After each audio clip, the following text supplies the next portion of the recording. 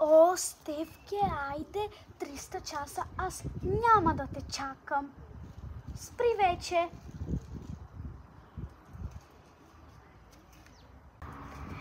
Всеки път закъснявам, всеки път ни викаш. Моята коса като е толкова гладка. Краш почна да играе кючеци.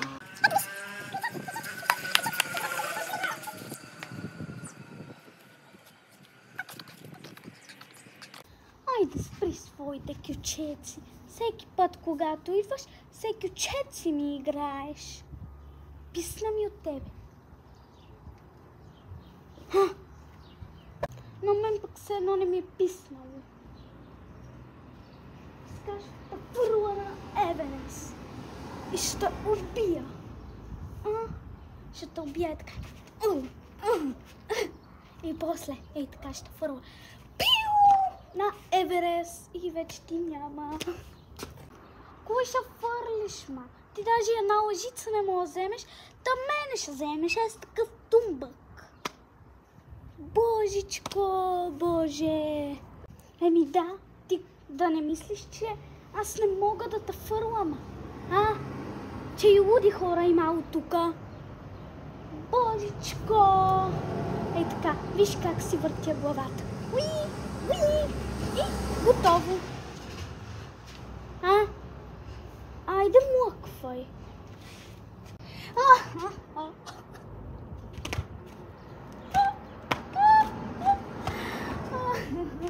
Колко смешно, човек. Абе ти добре ли си, ма? Май ти си луда. Трябва да идеш на психиатър. Аз така говоря. По някой път. Разбрал, ма? Лудница. Искаш ли да ти изпея една песен?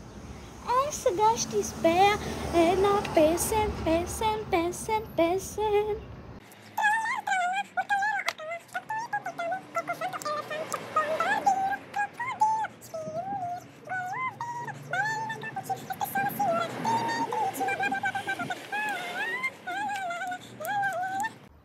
Айде бе, тук песни почнава да ми пее.